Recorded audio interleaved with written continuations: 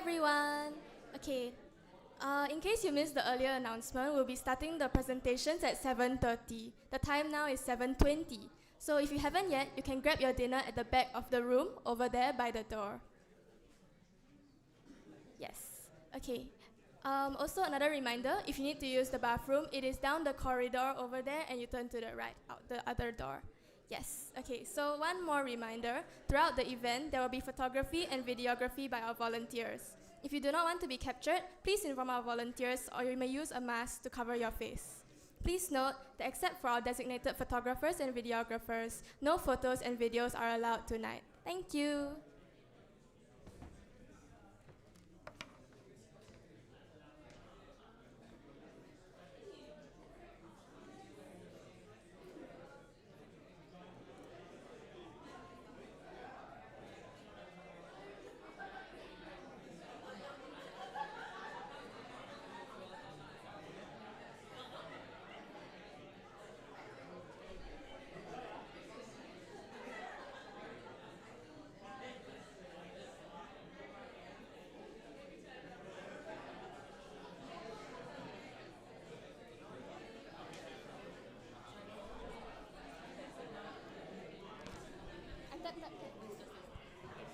Test, test, test, test.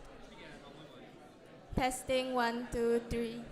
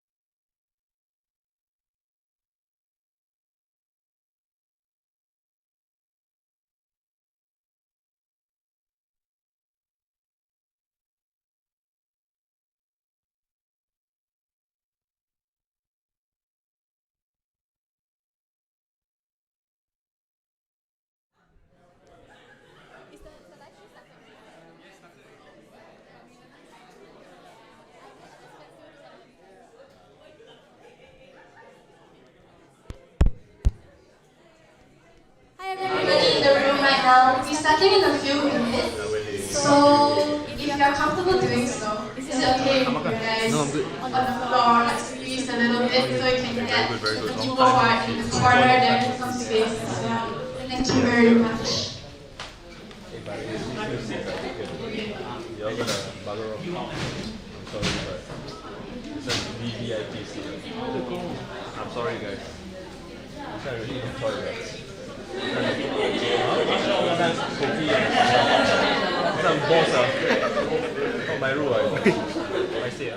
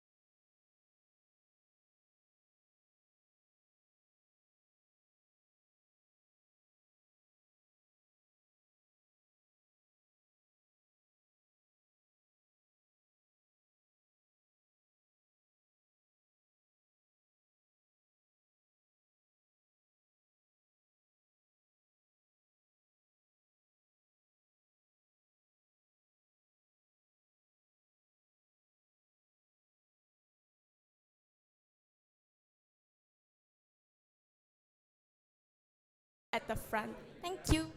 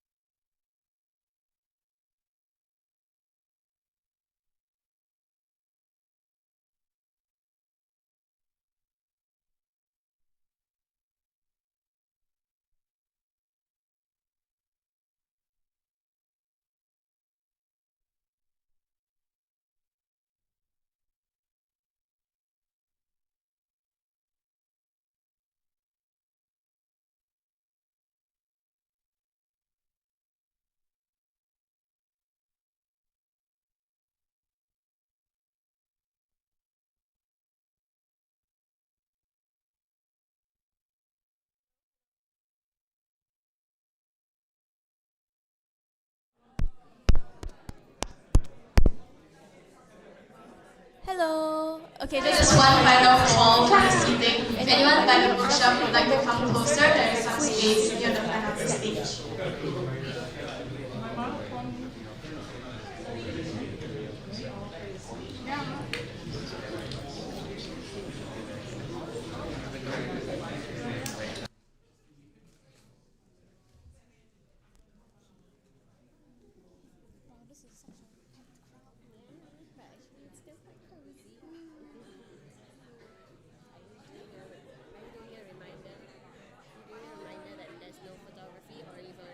I did it 2 times just now.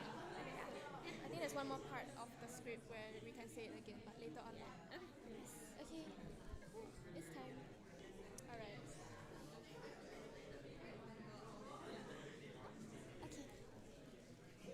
Okay. Hi everybody. Thank you so much for joining us tonight for the launch of Still Steadfast, organized by the Transformative Justice Collective.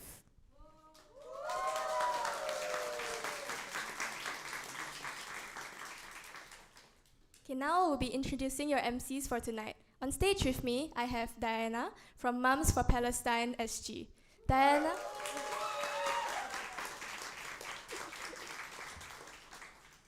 Diana is a mother who believes that raising kind and empathetic children is one of the most important things we can and need to do in today's world. And here I have with me is Chime. Chime is a student. Woo! No need intro already. Chime is a student and member of Student Actions for Transformative Justice, also known as SATU. A group of students reimagining society, moving away from punishment and towards transformative and restorative justice. Very important work.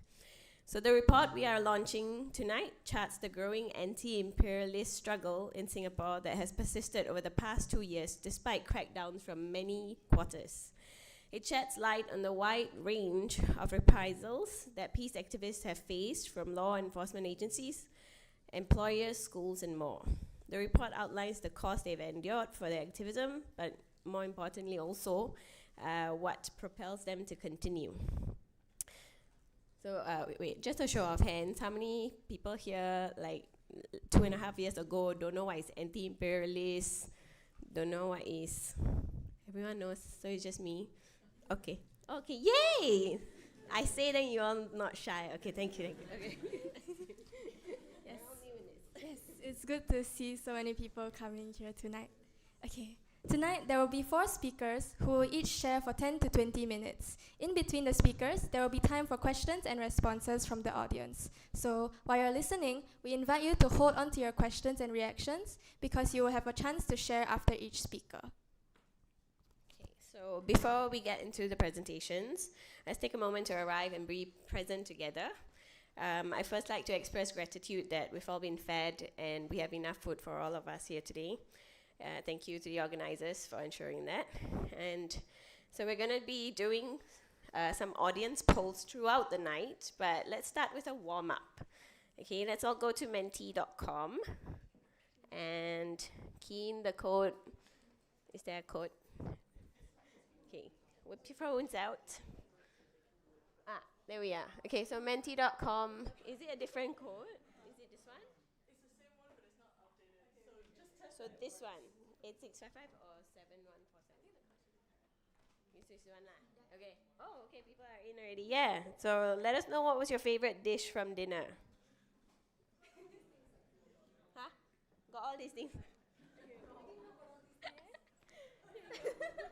Okay, so I think the Mentimeter is not updated, unfortunately, but you can use this as a chance to test that your Mentimeter is working. Yes. What's your favorite food out of the Yes. chicken? Yes. Curry puff.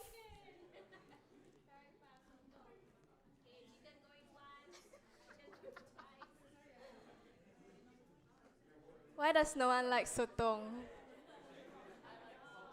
Sotong.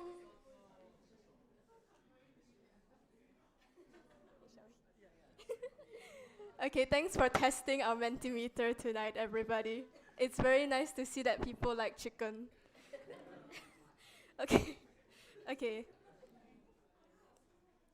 All right. Now that we know that you are present and fed, we'd like to invite Rocky from the Transformative Justice Collective to share more about the Still Steadfast report, which covers how those who have dared to speak up and take action have been met with intense repression. We'll also hear more about what has kept people at the heart of the anti-imperialist movement going, despite all the backlash. Let's welcome Rocky to share some findings and highlights from the report.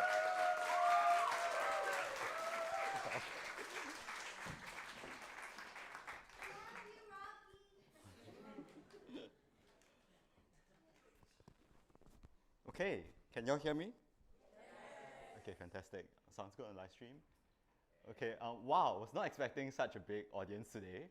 Thank you everyone for coming. And it's the first time we had to use like screen mirroring on the other side, so people standing there can watch what's going on also. I'm Rocky from Transformative Justice Collective. I have about 20 minutes to condense 75 pages of a report into like a summary of it. And I just want to say before I really start and jump into it that I think there are many people in the room who have contributed to the report, whether it's members of TJCs, volunteers, people who did interviews, did desk research, and of course most importantly are people who were interviewed and willing to contribute their time to speak to us, to share about what they underwent and their experiences. And this is really kind of like TJC's love letter to the Palestine movement in Singapore in a way. So without further ado, I'm going to get started. Yes, okay. So we started thinking about doing this report back in 2024. I think it was around the middle of the year in 2024. And we're like, hey, we see an uncharacteristic rise in the level of sanction and reprisal that people speaking up, taking actions for Palestine are facing. And then we wanted to kind of document what's happening.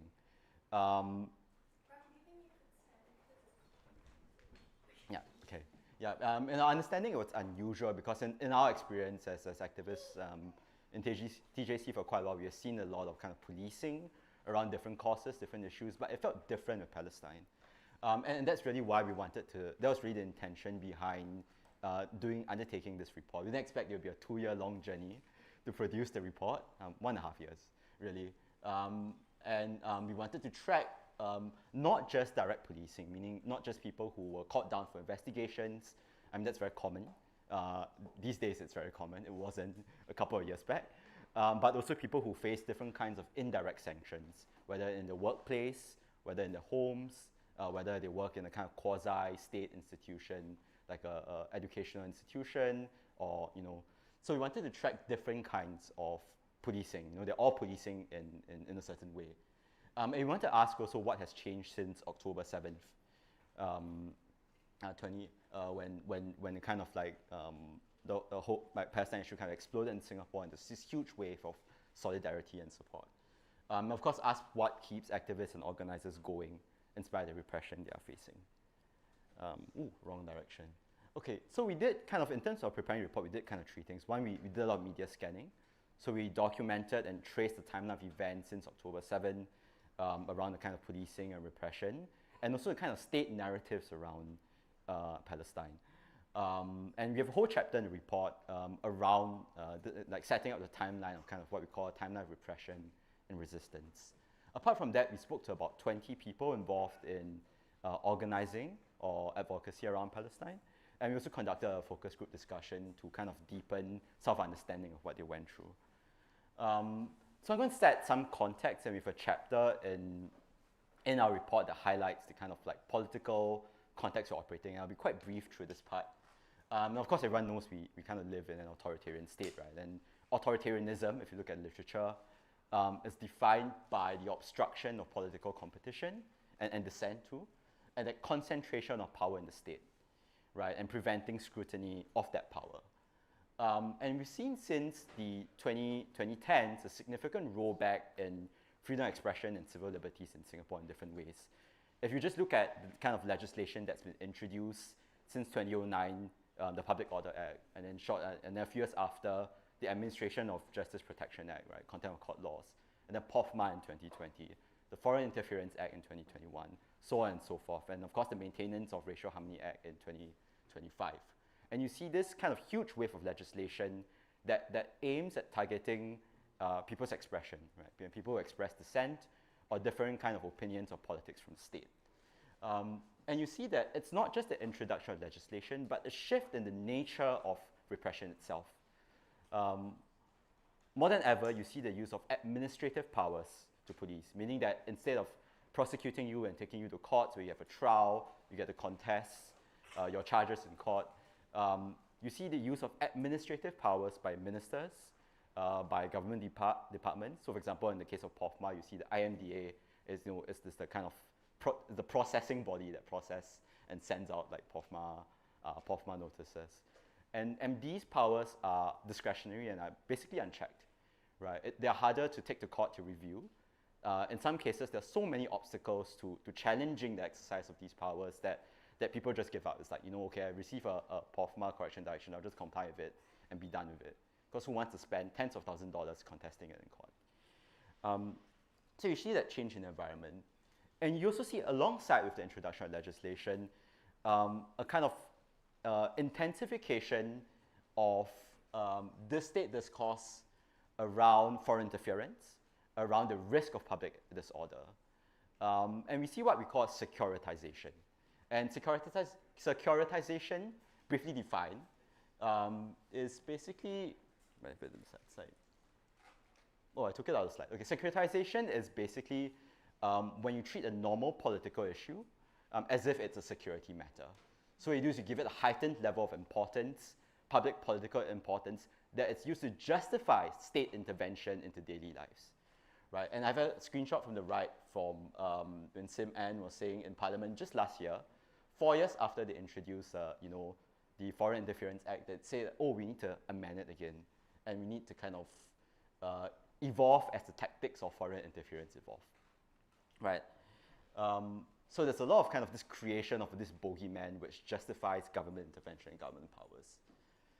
And what we see also, how that applies to kind of politics around race and religion, right? So the government frames race and religion as something that requires careful management, specifically by the PAP, right? So I have a quote from Lee Hsien Loong when he was the Prime Minister back in the National Day rally. He said, racial harmony did not happen spontaneously in Singapore. And we need to thank our government for creating racial harmony, right? And we go into a bit more detail in the report around that kind of intersection between that discourse and Palestine and the kind of framing of Palestine as a race and religion issue specifically, right? And that justifies the kind of suppression and state intervention when people speak up about the issue. Okay, so I just wanted to go, so this was from the press release, I think on 13 February 2024 when people did the letter delivery to Istana and Steadfast for Palestine. And basically what you see is the police repeating this trope and this narrative, and this is from their advisories, like the police will not grant any permit for assemblies that advocate political causes of other countries, have the potential to stir emotions and lead to public order incidents. So it's framing, like speaking up and taking action around Palestine as an emotional issue, right? In contrast to kind of a framing around kind of like a rational political discourse that the PAP says is the only kind of acceptable political discourse in Singapore, right?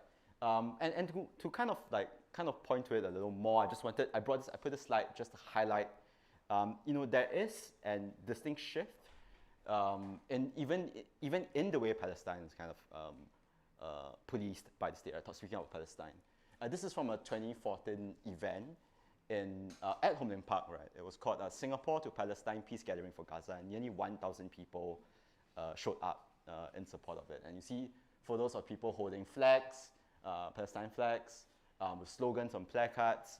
And today, none of this is possible, and in fact, it's completely unimaginable that we'll be able to do something like that in present context. So this is the kind of shift you're talking about that we wanted to explore, right? So I'm going to take us through a little more of the report in terms of the interviews and the focus group discussions we did with different activists and organizers, and in two separate sections. So one, we're going to talk about what kind of sanctions and reprisals did they face, right? I earlier referenced the different categories of sanction and reprisals. And the second part I'll come to later is how do we navigate, or how have activists and organizers navigate this kind of minefield of restrictions. So we took a very simple approach to categorizing sanctions in the report. So basically, we call them state, so referring to direct state institutions. So whether it's the government, whether it's police, whether it's the Internal Security Department, whether it's like ministries, like especially in terms of fundraising, MCCY, right? Then we have a separate category for quasi-state, which is schools, religious spaces, non-state, which is workplaces, and informal as well as kind of like family, community, and friends, what happens. So of course, to start with state reprisals, I think those are the most obvious and self-evident. We've seen an increase in the use of Public Order Act for policing allegedly illegal assemblies or processions. We also seen the use of penal code provisions that target speech or acts that quote-unquote promote enmity between different racial groups, right? Such as when the MC and the people at Steadfast for Palestine chanted from river to the sea, Palestine will be free, right? And we also seen investigations, and this is quite unusual. We see investigations for people who just post on like purely on social media. So we had one instance where someone made a post on social media holding a placard. The background was nondescript. You know, the caption didn't say, hey, I was in a public place, I was doing this assembly. And the person was called down for investigation under the Public Order Act, right? You know, without kind of sufficient suspicion or sufficient reason to believe that it took place in a public place, right? So we've also seen the censure of a lot of fundraising efforts, informal fundraising efforts for Palestine. And we heard a lot of interviewees who shared with us that they were caught down by MCCY or even by the police to explain, like, actually, where are these funds going? You know, and sometimes these are investigations that can take place more informally when MCCY or the Commission on Charities raise queries. But it can also be a police interview if it's treated as a case under the Terrorism Financing Act, right? And Terrorism Financing Act gives the government broad powers to call people down and say, look, if you're holding on to any property or you're collecting any property, including money, to finance terrorists, then it's a very serious offense. We're looking at probably 10 years in jail or something to that effect. And we've noted that investigations into fundraising and kind of censure, it's actually very discretionary. And there's little clarity as to who they decide to call down or why, or who doesn't get called down and why, right? And often we hear from interviewees that, oh, the police officer will tell them, look, someone made a public complaint, right? But that's something that's impossible for any of our interviewees or for us to actually verify, especially if there are no charges tendered at the end of the day, right? So we also see the enforcement of the Public Order Act in public spaces. So we had a few interviews who shared about events that they organize or participate in at different parks, like picnics, where they're doing readings, sharings. And then there's kind of an obvious presence of security or even the police who show up to surveil the events and to try and catch them out, right? So we had an interview who shared like, hey, we had these officers who were standing there for 20 minutes as if they were waiting for something to happen so they would swoop down and arrest everyone. And that's effectively the kind of policing and surveillance in public places, places that should belong to us, right, not the government, like parks, Marina Barrage, you know, at events. So we also note, so just to generally summarize the trends around state reprisals, I think what we note is, that sometimes interviewees are not told what is the legal basis for the investigation. You know, they're said, oh, come down to a police station for interview so you can explain this incident. But by law, you should be informed of what the charge is or what the accusation is before you answer any questions about it. But we had quite a few interviews who say, actually, I don't really know what they summoned me down for. And I think, to me, that's a clear violation of due process. I think there's a fundamental issue with that, right? You also note that, you know, the aim often seems to be to deter and, in fact, to harass, rather than actually conduct an investigation for the purpose of prosecution. We had interviewees who had told us, the police who said to them, hey, look, you know, if you do this again, there'll be serious consequences. Or if you accept and sign an undertaking that you'll not publish anything about Palestine anymore on social media, we will issue you a conditional warning on this investigation, and we won't proceed any further, right? So the aim seems to be to deter rather than to prosecute necessarily, right? And we see that escalation in the kind of police tactics that are used to harass or to intimidate or to investigate.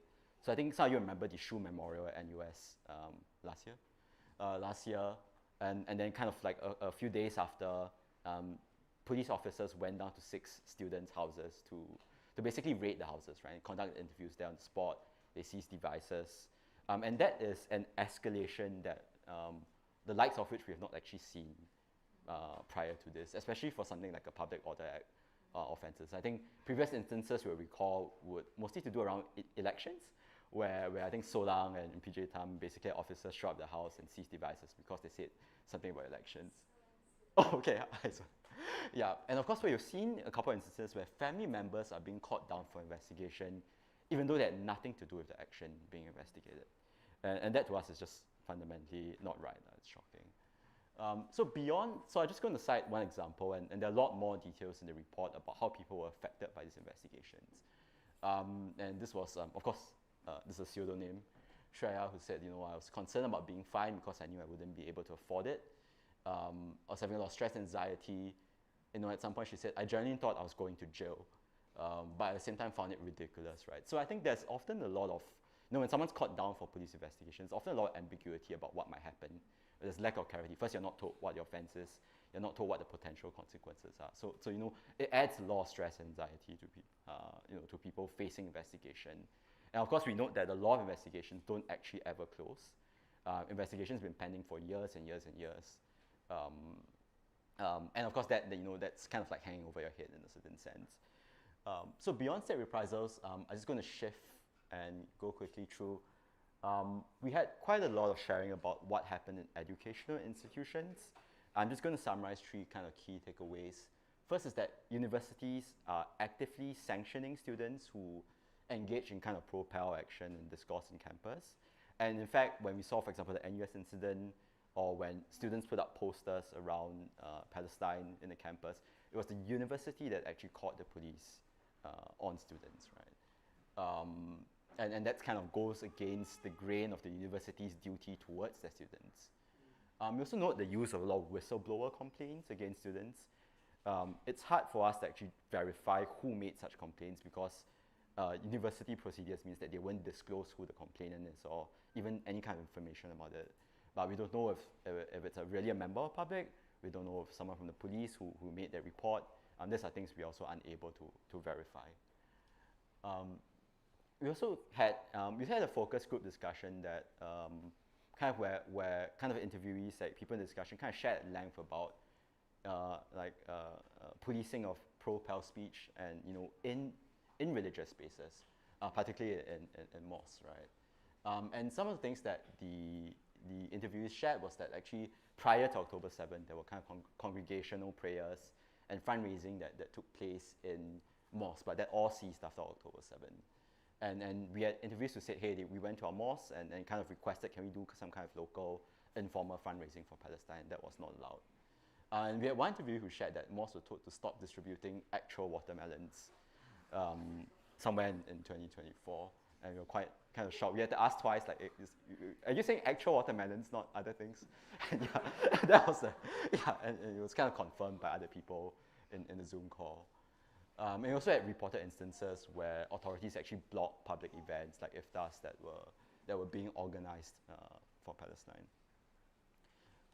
Beyond that, we actually had a very, very long section on what happens in workplaces, and we had quite a few interviews who shared about how that kind of state discourse, like state discourse around like what's appropriate to do in the context of workplace, or what's appropriate speech, like don't say anything divisive, don't say anything controversial, no political speech, and how that's filtered into their workplaces, even though private companies in theory should somewhat be freer of influence from the state. So we had interviews who shared, hey, there were verbal or written warnings given to them for expressing divisive views, quote unquote. Right, and often such sanctions take place when the company goes to the person and say, hey, look, you're supposed to be neutral in the workplace. You're not supposed to express any kind of political views. And we've seen one instance where someone was demoted and ultimately terminated from their work because of expressing their views. And of course, in certain companies, larger companies, where multinational companies with like compliance teams and things like that, then companies may conduct internal investigations into people working there, right, for saying things which are controversial, quote, political or racial. And of course, we had the last category where interviews shared with us about how speaking about Palestine really created friction within their family homes and amongst loved ones, right? It's not just arising from the difference in politics around Palestine, but also coming from a kind of a fear around, like, what if you get into trouble? What if I get into trouble? And it's often exacerbated, especially when police suddenly show up at someone's door and go, hey, I'm calling you down for investigation. And suddenly the parents find out, especially for the younger ones stay at home with parents. And then this whole conversation has to happen. So just one quote. I think this was really striking to me because it highlighted that tension between kind of like taking action for beliefs that you have conviction for, and also then protecting your loved ones in this particular political context you're operating. So it says, what informs my actions? My children, I don't want to go to jail because I have children, that's my boundary, but I want to care for all the children. Feels like a struggle between wanting to care for my own children versus wanting to care for all the children in Palestine. Yeah. So that takes me to our last section about how activists, organizers, and people who care about Palestine navigate, this kind of oppression and by the state and by in other areas of life that we see. When we ask them to share about what happened to them, I think the common refrain is that there's a lot of fear, right? And they express fears of different kinds. There's fear of going against the law, the fear of repercussions, and this doesn't necessarily refer to just state repercussion, right? It can refer to repercussion in families, workplaces, elsewhere. State punishment, retaliation, going to jail, deportation, especially if they're not Singaporean. And such fears were really not only for themselves, but tied with potential impact on the family. And one interviewee said to us, my family would remind me to worry about us as well. And also tell me, what's the impact on us if you go through all this? What if they also find trouble with us? Right? So the effect of the kind of sanctions and reprisals that are happening, has that kind of knock-on effect on families, and that's how fear spreads amongst the community. Right? And we want to highlight that, this fear doesn't just come from how often sanctions take place, but also kind of the absence in clarity and the consistency of how someone, how someone or something is sanctioned. Right. So, for example, an event today that we had many interviews who told us, actually, I thought this event was legal until the police caught someone down for investigation. Or it's after this incident, I'm not so sure whether what I'm doing is okay anymore. Whether it's letter delivery for Istana, or whether it's having a picnic in a park with their children, or flying kites at Marina Barrage. And I want to highlight that this really is a structural feature of the environment that we're operating in, right? So first, we have vague and very broad laws that apply. We have very low thresholds for police investigations and harassment and different kinds of reprisals. And third, often when something like that happens, there's no way to seek redress. We have very little accountability mechanisms for it. And that's the thing which kind of, cultivates the fear. And of course, some interviews told us, hey, what we see is really a case of shifting goalposts. Right, that makes it difficult to assess the risk of any kind of action. So definitely there's been shift and this increase in fear where things I thought were super duper legal actually became illegal, right? And how can people make risk assessments when you don't even know the risk? So that's kind of common refrain that we hear throughout our interviews. The second kind of, the other thing we asked about our interviews was how they navigate, the kind of narrative and discourse that's going on. Earlier, kind of in the context section, I was highlighting about that framing of Palestine around as an issue of race and religion, and how that, and how people speaking about the issue, are here to cause public disorder, or, may cause some kind of disharmony. So I have a couple of quotes from here, right? So the government's narrative makes it sound like activists are unpatriotic if we care about other people, and that we should care about Singapore first. And of course, another interviewee rightly pointed out, the framing of the chant from river to the sea, as a kind of crime promoting enmity between races is a huge distortion of what it actually means, right? We were trying to frame it as racist and violent and hateful. So the act of bringing someone to an investigation or putting out a press release, is in itself a performance that reframes a particular action or casts it in a certain light.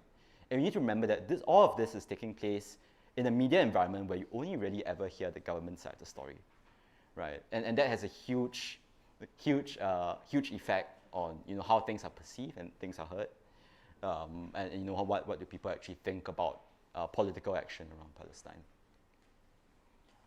Yeah, and we spoke to the interview, say, how do you deal with this then? I think we got quite diverse responses from different people.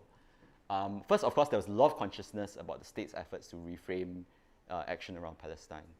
And so, there was kind of like different ways in which people responded. So one of it's, of course, to say, hey, we need to emphasize that Palestine, that people who care about Palestine is not just a small community, it's everyone, it's intersectional, right? Regardless of like race or religion or from different communities, all care about Palestine.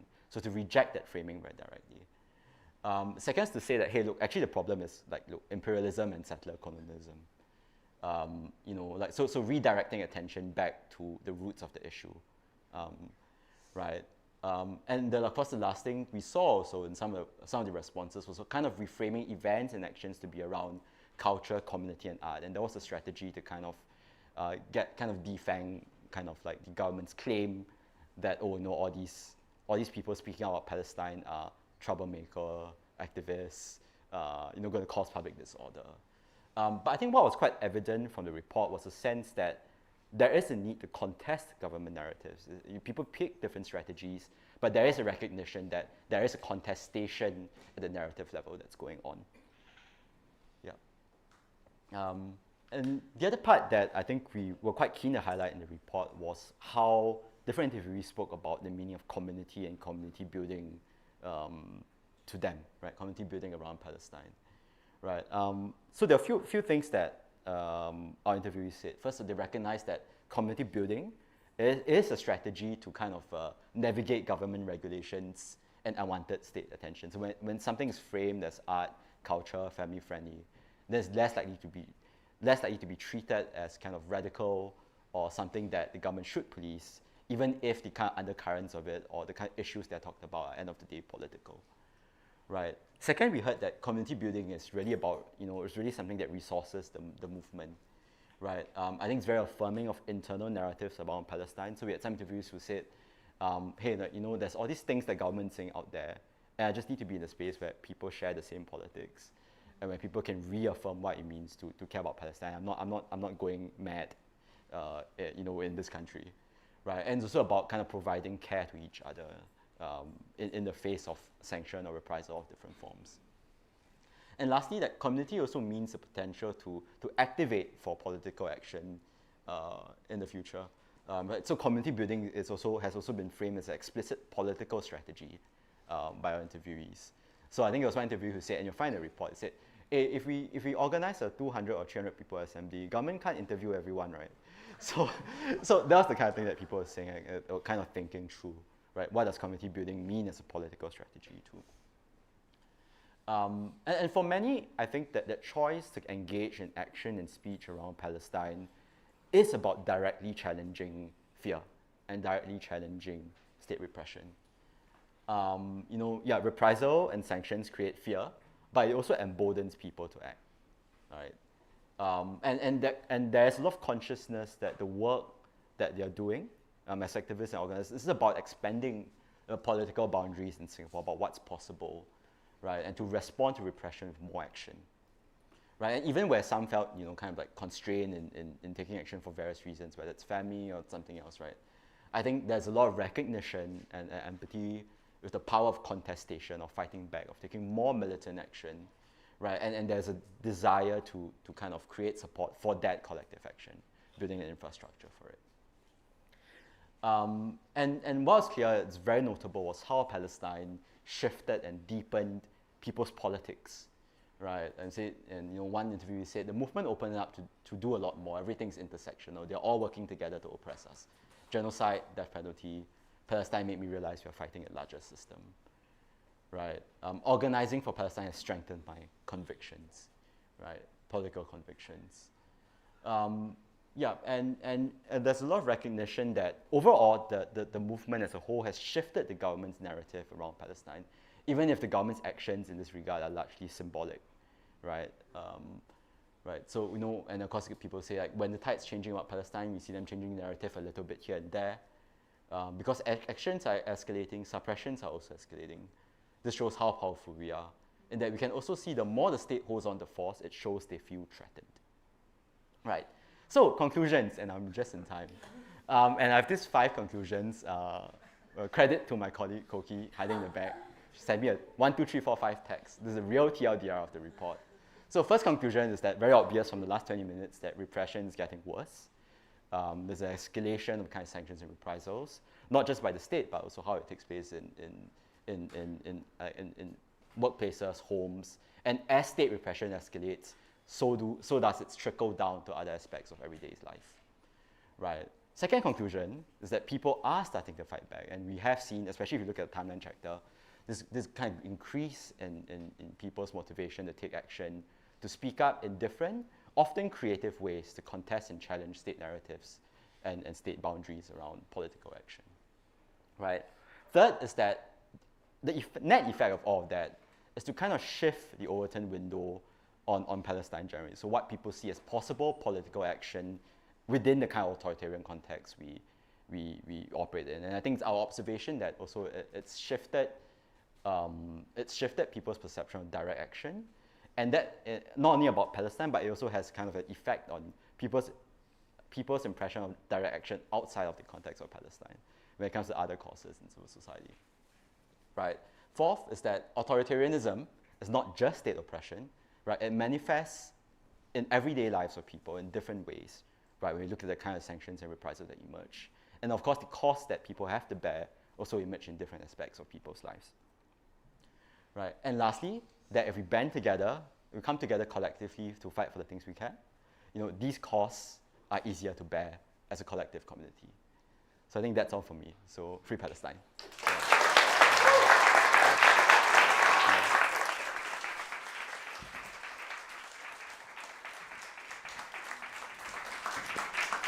Right, thank you, Rocky. Should we give him another round of applause? That was really a lot to digest. Such good insight. Okay, so that was really important work, and yeah, I'd like to thank TJC for doing so much work into that, because consolidating it just helps us know that none of us are alone in experiencing this. So we'll now open up the floor for your responses and reflections, and we're doing this a little bit different. We're inviting everyone to take collective ownership over the space, and you don't have to just ask Rocky questions. You can respond to each other, reflect, and reflect on your takeaways. Just share with us what are your thoughts about what Rocky just shared. But let's be mindful about how much time we have. That's 20 minutes, right? Okay, so we have 20 minutes, and we want to make sure everyone gets heard. So are we passing this around? Okay, so how this will work. Okay, to keep things generative, we'll invite all of you, or anyone who wants to speak, to share one reflection or response, and you can pose one question for Rocky or for anyone in the room. So you can shout out whatever you want to say, like please just feel free to say anything, and the MCs will be repeating your question or your reflection on this mic so that the people on the live stream who are listening in can also hear what you mentioned. Yes, so now let's open up the floor. If you have anything you want to share, any questions, any reflections, you can, yes, just shout. I see one hand over there. Yes. Thanks for the sharing, actually. I guess my reflection, my curiosity comes also about, how there's a global element to this, right? I mean, there's the issue surrounding too. But, you hear the common refrain from people who may be opposing such action. They say, well, there are problems in, I'm sorry. It's They say, okay. well, there are problems in Burma, or there are problems in the DRC, and, why aren't we speaking up about those things? And I do believe there is a desire to speak up about those things. So I guess my question comes as to how do we organize around those issues too? How do we, for example, speak up about basically the Burmese civil war and the bombing of rebel movements over there? How do we speak up also about Southeast Asia regionally as the infringement of civil liberties that may not be genocide, but a very clear infringement of civil rights? So that's where my curiosity comes in. I really applaud and I'm very inspired by the action around Palestine. I think there is a lot of investment and necessary attention over there. But how do we also mobilize around those issues so that, we can rebuff that common refrain? Because I think that refrain is rubbish. Thank you. Okay, thank you so much. Just to sum up, for the people on the live stream. Basically, the question and the reflection, I suppose, is mainly about the fact that alongside what we do organizing for Palestine, quite a few people might also bring up the common refrain that, you know, we might be organizing for Palestine, but what about also other countries, other issues like that of in Burma, the DRC, so on and so forth. So the question really I'm hearing is, what can we do to organize around these issues as well, alongside, you know, what's happening, what we do for the Palestinian cause. Would anyone like to share any reflections? Any thoughts, responses? Rocky, do you have anything you want to say? I don't really have an answer. I think the response I would venture is that I think, you know, we already answered the question, right? The answer is to organize. And we can only care about so many issues when we are a larger political community who are willing to take action around things, right? I think, you know, we all have limited attention span. We all have certain causes that are closer to the heart and we are more willing to act for from day to day, sure. But I think the answer to saying that, look, we need to deal with all these other issues, the answer is yes, we do need to address them. But we can only do so when our political community, when our movement grows larger, right? So it's really about organizing and bringing people into the space so that we can care about more things and take more collective action. Yeah. Because if you're targeting Palestine, then you're also, it's basically anti-imperialism for everywhere. It's the same system that we're fighting. I think that's the way I see it. Yes. I think like what any individual can do to broaden the fight against imperialism is to get organized. Like there are so many organizations, people from different organizations here. TPUC has a booth there. I think I'm from Workers Make Possible, so anybody who wants to join it from a labor rights kind of angle, you can join. You can just speak to me, and I'm sure from the abolitionist angle, you can speak to the people at the booth there at BJC, and I'm sure there are other organizations as well. Lots of like propel organizations are also here, I think, like maybe people can shout out, you know, and say like, you know, where you can organize. And I think like the goal should be like at every event we go to, like we talk about imperialism, the number of people who are not organized decreases and the number of people who are organized increases. So actually if you're here and you're not in any organization, you ask yourself, you know, what can I do to actually broaden, to strengthen the fight against imperialism, and the first step is to get organized. Anyone else on the same topic or yes? In terms of strategy, everyday power, the power of consumption, because I think, you know, we all have the capacity, right, to exercise that. I'm just wondering whether the effectiveness, sorry, I'm having this hay fever, so my voice is not very steady. The effectiveness of the BDS, and also whether you have information and data on how effective we have doing this, you know, BDS movement in Singapore, and whether there have been any repercussions on people exercising their rights. Because I think that is really one very, very effective area. And I mean, in terms of learning from the experience of South Africa also, they keep reiterating that they are party. So I think to sum that up, it's about the BDS movement. How effective has it been in Singapore so far in terms of targeting, boycotting for Palestine, BDS for Palestine, right? And was there another question to that? So how effective has it been? Yeah. Yeah. Yeah. Anyone has thoughts on BDS movement and how we can use our power to resist in terms of BDS? Someone.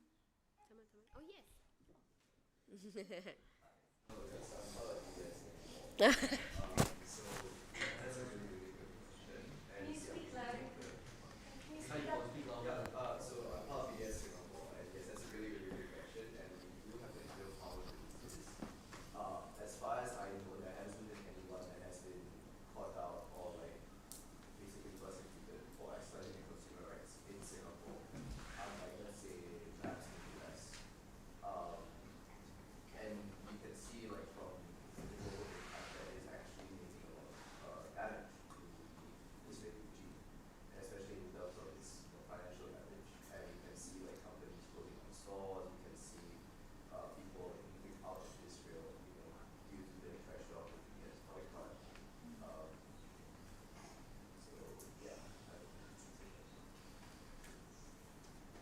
Yeah, I would echo that. Like, we have seen many of the companies on the boycott list closing down their stores and being replaced by others that are not on the boycott list. So I would say that's a success. Like, we have to celebrate these things, right? Because that's what we have for now. Anyone else? Yes. Since we are on the topic of state repression and surveillance, so I I think a few years back I was reading up on like the Pegasus software that is on Israel, and I think maybe like we can never know for sure because we like information on the workings of state bodies is like not, there's no transparency, very little transparency in Singapore. But I think I have a hypothesis that like it's also partly to do with how like Israel also has a huge involvement in like increasing state surveillance of activists, not just in Singapore but also in other nations like the United States and the United Kingdom, for example. And like so maybe that also ties in with why this issue has been on the radar of the state agencies, but it's just a hypothesis. Thank you for sharing that. You had something to say as well? What do you earlier comment? I mean, for me, this is also such a good strategy to, I mean, partly as a gesture, I guess, like at work, I would often say, like, oh, sorry, I'm not using Spotify, or I cannot go for lunch with you because you're going to McDonald's or something. I think it's an easy way to bring up the issue without being very, I don't know the right word for it, without being very happy-handed, like, listen to me talking about Palestine. It's just my sharing my personal feelings. Yeah. I just wanted to say. Yeah. Anyone else? Yes, I have a question not related to the previous ones. So this was about one of the takeaways you mentioned that the Overton window is shifting. I'm assuming like in a positive direction, and that means like expanding about what is the potential for protest and how that looks. I'm wondering if you could get a bit more specific about like that window shifting for the government, for the general public, and for the media. Like, what is the response, or like now that more people know that these kinds of activism are possible, but I'm also wondering what is the underlying response to it, or like opinion to it.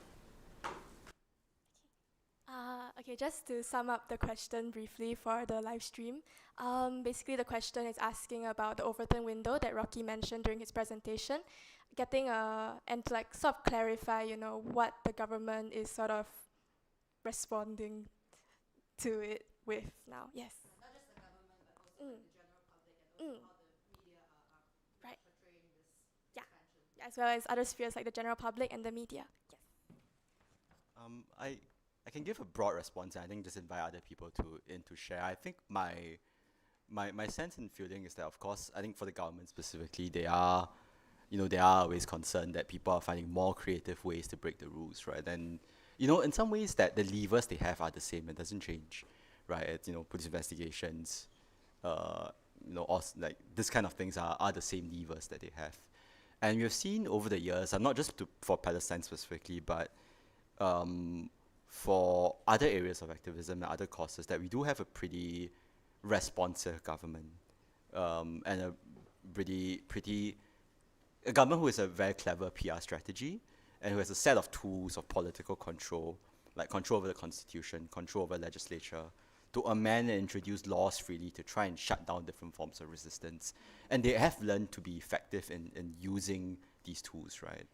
So there is a bit of a race in that sense, that we are here to continue to innovate and find new strategies to I've been told to stand up. Find new strategies to louder. Oh, okay. find new strategies to kind of contest, right, as laws and the environment change. But I think what I want to point to is that what the government can't take away from us is people power and collective power. And I think that's, you just can't take that away. That you can impose laws and restrictions on various kind of assemblies, but I think I always believe that the kind of creativity of the people and the power as collective will win over that at some point. I think, I guess like the other part of the question was around public response, right? I think it's quite heated and quite contested. I think you see there are a lot of people who are in support and solidarity, especially when there's a letter delivery trial for the three organizers.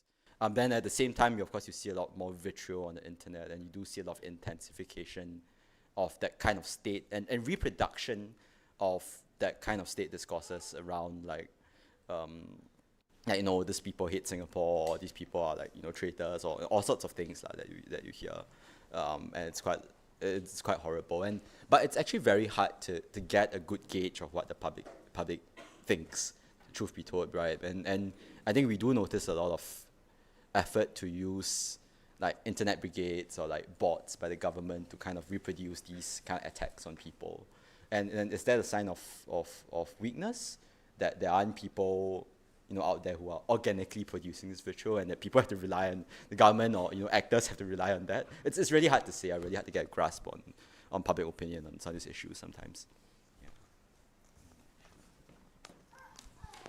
Okay. Thank you, Rocky. Does anyone? Oh yes, I see a yes. Would you like to?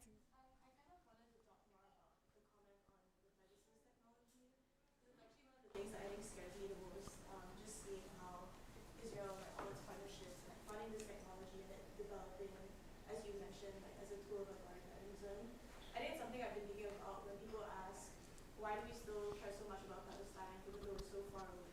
This is one of the first things I think about, what Palestinians are facing, and the authoritarianism and the tech that's being used to kill them is going to impact the rest of us in the world. Beyond just obviously how fucked up the genocide is, it's also a testing ground for tools of authoritarianism that are being reflected in the report, and also you mentioned being used intransparently within the state, not just in Singapore but elsewhere.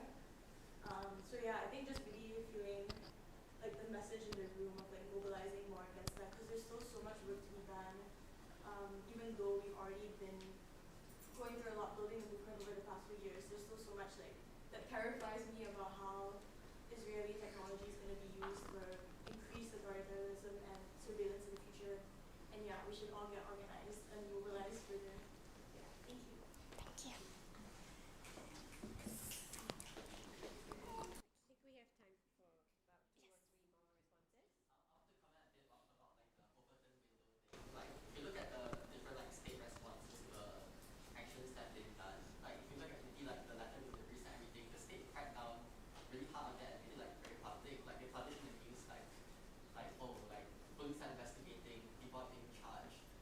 And I think that's because these are actions that I guess they do expand the Overton window, but they don't expand by as much. I say something like a hunger strike. So recently there was the SG hunger strike for Gaza, and if you notice the media response to it, it's dead silent. Police didn't respond, media didn't respond, and I think it's quite interesting. I think the reason behind that is because having a hunger strike, something that puts our bodies at risk, that puts us at discomfort, is something that expands the Overton window greatly, and having people have knowledge of that it's not something that they want. So I think these kinds of varying responses and the rationales behind them, it shows that we do have power to change the status quo as long as we act. I think the more we choose to act, the more uncomfortable actions that we take, we show other Singaporeans what's possible. And I think that's dangerous to the government. That's dangerous to their ability to be complicit in the genocide. So we should all keep acting and get others to act as well. Yeah. I'll repeat the last 2 lines. We should all keep acting and get others to act as well. Let's do one last response, yes. Into this space, I saw a lot of books, from the past, like Operation Cold Store and even the Marxist conspiracy, that really brings to the fore that, more, how should I say, in the past months, I really feel that every time I look into the news or what I read, black becomes white, white is black. This is not acceptable, right? And I think actually people do have a sense of justice. They may not dare to really speak up, but I do think it's so important that we don't kind of stifle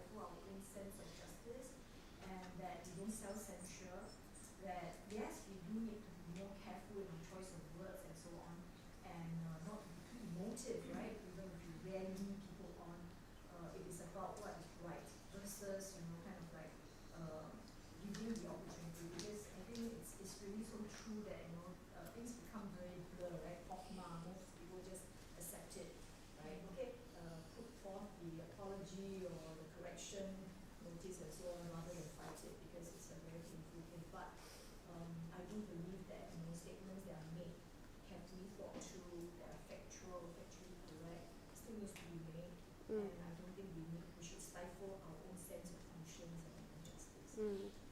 Because ultimately, I still remember when I first watched the news when people had to apologize about the Marxist conspiracy. I thought this is so fake, this cannot be real. So yeah, most people are much younger than I am, so may only know of it as theory, right? But there might be some who have been through that period, and it's just so shocking, right? It's like, how could this even be happening? People are made to read scripted confessions and so on, all bullshit. And it will come forth or eventually. The truth will prevail. Yes, truth will prevail, definitely. Thank you. I think on the note of being emotive though, I'd like to just I don't know, food for thought, right? Like from all that we've witnessed this past 2.5 years, can we not emote? You know what I mean? How can we not? As a mother who has seen so many children killed, burned, bombed, I do not know how not to emote. Yeah, like as Rocky was sharing, I almost burst into tears because how not to emote, right? Yeah, so I think we also have to accept the emotions in one way or another because that's part of decolonizing. That's part of not having the right words but still wanting to stand up. Yeah. Thank you. All right, so that was our sharing. Rocky, thank you everyone for your active participation. We're gonna go for a short break, 5 minutes. 5 minutes, right? Yeah. But during this break, we still got homework for you. Sorry. So we want to invite you to think about what factors would enable your resistance, and how can people support you to take risks. Okay. So stretch your legs, top up food or anything, but you only have 5 minutes, and you got homework. Thank you. It's 8:33. We'll be back at 8:33. The mic off.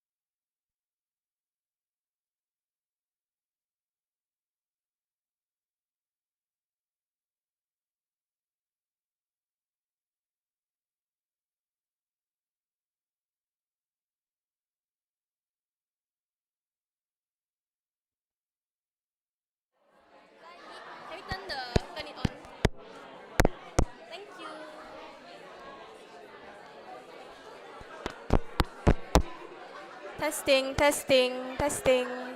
Hi everybody.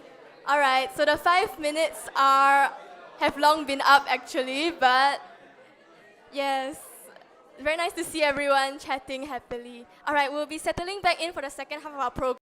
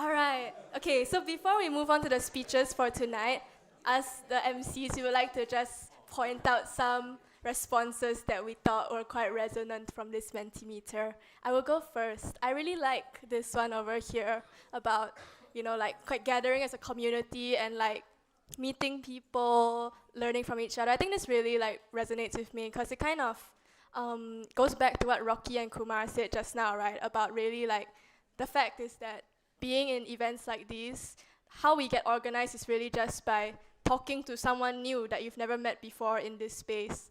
Like just meeting new people, learning something new from them, day in, day out, whenever you come to events like this. So as an MC, I would like to invite everyone to talk to someone you've never talked to before today. later on when we have time. Yes. Yes, so that's a response I really like from here. So Diana? Okay, I think simply I like the one that says friends to commit civil disobedience with together. Naughty, but like if you see bullying happening in front of you on live stream, you do something about it, right? So yeah, gather your friends, do something about it together. So I like that one. It's very simple, and it is simple to act. Okay, so next up, we'll be hearing from Lai Dong, a member of Workers Make Possible, a group committed to advancing workers' rights in Singapore. Lai Dong will be speaking on working class solidarity across borders and the importance of internationalism in the anti-imperialist struggle. So let's put our hands together for Lai Dong.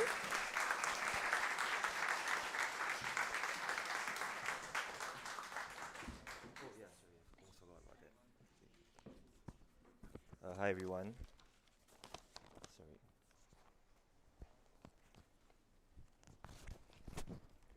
Sorry. Can you hear me? Okay, hi.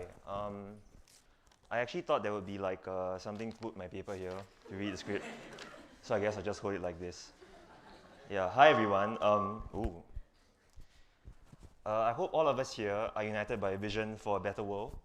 But folks, we are up against great odds. In Palestine, the genocide rages on despite the so-called peace deal. The Congo, Syria, Sudan, Iran, and others continue to be torn apart by violence. More recently, the world recalled in horror as Venezuela's president, Nicolas Maduro, was kidnapped for drug charges, with the US threatening to run the country in the aftermath. While the factors that led to such brutalities are manifold, I would argue there is one underlying cause, one that has protected the highly stratified, zero-sum world we live in, built upon merciless capitalist extraction. What is that cause, you ask? Well, yeah, that cause is US imperialism. Okay. Yeah, took me like 5 minutes to make this. But first, let's define imperialism. Simply put, imperialism is when a state exerts control over lands and people beyond its own borders. While many forms of imperialism have existed throughout history, it was in the late 19th century that a more familiar version emerged. One that was driven by the financial interests of the capitalist class and the desire to export capital to foreign markets in the pursuit of endless accumulation. This was imperialism as the highest stage of capitalism. By the early 20th century, this had crystallized into the division of the world among the great powers, as Britain, France, and Germany and more competed for colonies and extracted wealth for capitalist gain. After World War II, however, these powers were weakened, and anti-colonial movements swept across the globe. In this climate, the United States emerged as the dominant capitalist power, and learning from its predecessors, developed a more covert but no less brutal form of imperialism, defined by proxy wars, regime change, and anti-communism. This evolved further with the rise of neoliberalism in the 1970s, as capitalism entered a period of crisis marked by inflation and stagnation. They called this stagflation. The solution was to shift production to the global south, where labor was cheaper and easier to exploit, and to deepen the financialization of capital, where profit increasingly came not from production, but from credit and speculation, which is why these days the stock market rarely reflects like the actual growth in the economy. US imperialism has created paradise on earth for the capitalist class. The 1% has become ludicrously, unfathomably rich. You know, your Elon Musk and Jeff Bezos of the world. According to 2022's World Inequality Report, the top 1% took 38% of all additional wealth accumulated since the mid-1990s, whereas the bottom 50% captured just 2% of it. The collapse of the Soviet Union in 1991 removed a crucial counterweight, enabling the US to aggressively impose its order on the rest of the world. But what is the result? This has produced untold suffering for the working class everywhere, especially those in the global south. Underdeveloped countries are deliberately kept poor through the IMF and the World Bank, whose loans are tied to brutal austerity measures. This means that governments were forced to privatize key industries and cut social welfare, which are crucial for its citizens. All these benefited foreign powers at the expense of their citizens. But when the US could not get the outcomes it wanted, well, it started wars, dropped countless bombs, and used regime change to install governments friendly to its capitalist interests. Next slide. Yeah, so just now some of us said we weren't familiar with the word imperialism 2 years ago. But it's a shame, right? Because if you look at this chart, the amount of coups, bombings, regime changes that that has happened throughout since World War II is just staggering. The US's recent attempt at regime change in Venezuela is likely fresh in everybody's minds. I'm sure we all know by now that oil was one of the key reasons why that happened. But this isn't a one-off. The US government has intervened to change governments in Latin America more than 40 times. In Southeast Asia, our own backyard, Indonesia, Vietnam, Laos, and others experienced similar aggressions. Now, the Middle East is full of these instances, with the Palestinian issue of great concern. But remember this, the US has vigorously backed and defended the state of Israel, supplying it with massive amounts of arms and resources for genocide. But why? In the words of former President Joe Biden, were there not an Israel, the United States of America would have to invent an Israel to protect its interests in the region. You guys can look this up online, there's a video of this. The state of Israel is the US's main military proxy in the region and a hub for Western capital. It allows the US to exert control over the Middle East, secure access to resources and trade routes, and test weapon systems that fuel its military-industrial complex. There's a reason why the US supports Netanyahu, despite the International Criminal Court arrest warrant against him. Yet, they have no qualms about abducting a head of state he opposes, like Maduro. This can be summed up in the next slide. Yeah. So, as you know, right, it all comes down to the financial interests of the US empire. This is why any liberation project, Palestine or otherwise, has to be firmly anti-imperialist. It is the behemoth that suffocates every attempt to move beyond the brutal logic of capitalism. Whether armed resistance or socialist experiments, all have been met by the US to resolutely crush them. This is also why I reject the notion that Trump is an anomaly and that the next regime will return to a more just America. The United States has always been violent and coercive. Under Trump, we are simply seeing the mask slip. But there is cause for hope. Since the 2008 financial crisis, the US economy has been in decline, with an emerging global south intensifying these contradictions. The massive shift of production to the south has also led to South-South cooperation that gives its countries possibilities beyond US dominance.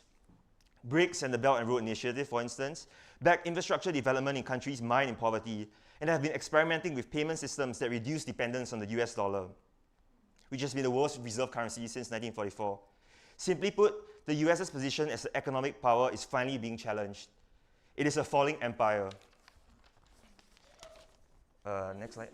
Which is why you see stuff like this begin to emerge. Have you guys seen this? Yeah. Yeah. So everybody's kind of catching on to the fact that the United States is in decline.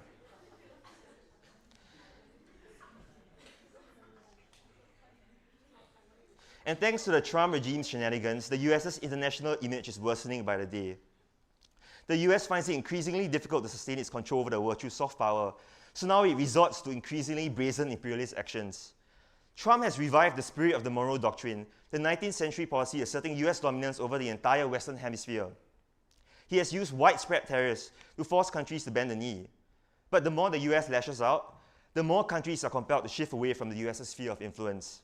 This includes even the US's long-standing Western allies. Next slide.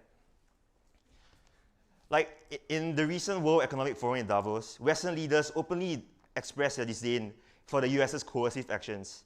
Canadian Prime Minister Mark Carney even went so far as to say that the rules-based international order the US built was a lie. The very fabric of US imperialism is unraveling before us. There's a little cameo over here from a familiar face.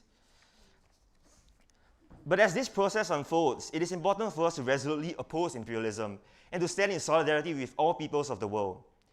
It is only by seeing the human race as one people that we can overcome the zero-sum mentality that has dominated geopolitics for so long and prevent imperialism from ever taking root again. We call this internationalism. Next slide. Yeah, this is an art by an Australian artist called Sam Warman that represents internationalism. So anti-imperialism and internationalism go hand in hand. Singapore's elites may try to frame solidarity, bless you. Yeah, Singapore's elites may try to frame solidarity as foreign interference or importing foreign politics, whether in support for Palestine or in others' support for struggles in Singapore. But that is incorrect. This is internationalism in action. And by the way, in the early years of the PAP, they were even involved in a socialist international. So don't let them say that we can't be internationalists. But we must always remember that today, US imperialism remains the greatest obstacle to internationalism. It is the great enemy of our time. So to conclude, as working people of the world, let us stand against imperialism. Only then can we build a better world, where terms such as oppression and genocide will be left in the annals of history. Thank you.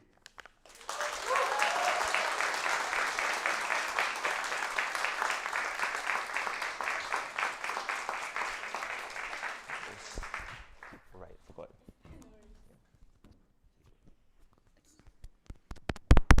Okay, thank you, Tai Tung. Let's give him another round of applause.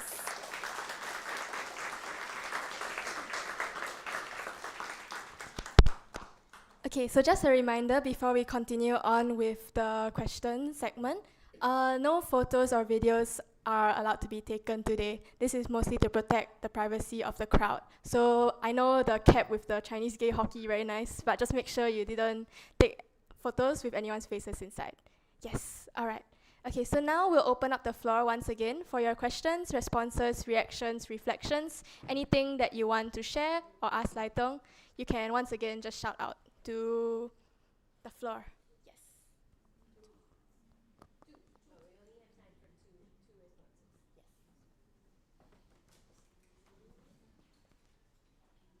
Yes.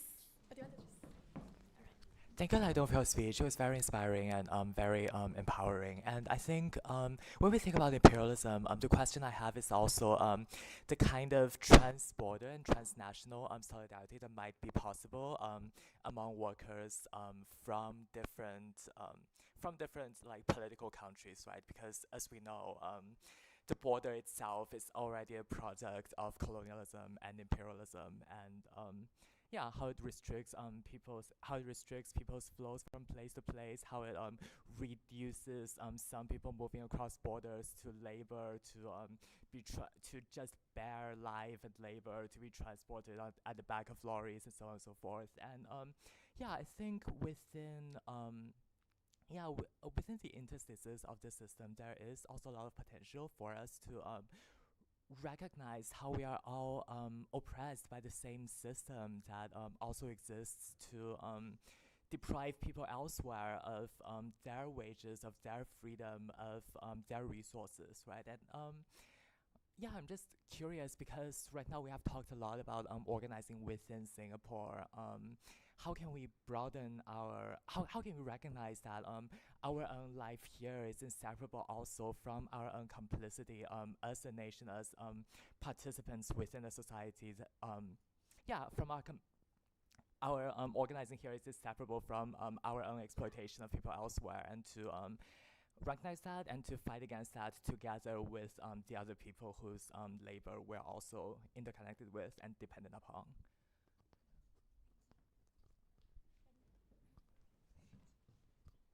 Yeah, thanks for the question. So as for how we can learn more, I think firstly it is to look into specifically what US imperialism is and how it has sustained like the kind of transfer of values from the global south to the imperial core. You know, then we realize that, you know, Singapore is almost like an imperialist comprador. Like, we are an important node for the capitalist machine around the world. And then once we are aware of that, you know, we can begin to come up with strategies as to how to go against that transfer of value from poor countries to rich countries, which still is going on very much today. And as for how we can, you know, extend solidarity with oppressed people of the world, I mean, the answer is still the same: is to get organized. I think organizing even locally, you know, creates opportunities for collaboration with people from elsewhere, and opportunities to learn from people from elsewhere. You know, there are a lot of like conferences around the world where you can participate in to build these networks and to build connections with other people from the world. So yeah, I think that's one of the ways we can do that. All right. Thank you so much, Lai Tong, and for the questions from the floor. In the interest of time, we'll be moving on to our next speaker. But if you still would like to continue chatting about the subject with Lai Tong, you know where to find. Yes. Right there. Okay. Yes, another round of applause. Thank you. Okay, next up we have Rachel, a member from student. a member of Students for Palestine, a coalition of students and alumni calling for an end to imperial violence. She will be sharing about student interventions advocating for freedom of expression, assembly, and association, including how censoring and weaponizing discussions around race and religion actually inhibits discussion about racial justice. Let's hear from Rachel now.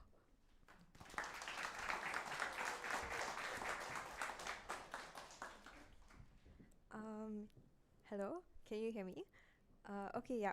Hi everyone, my name is Rachel and I'm a member of Students for Palestine. So yeah, for my speech I'll be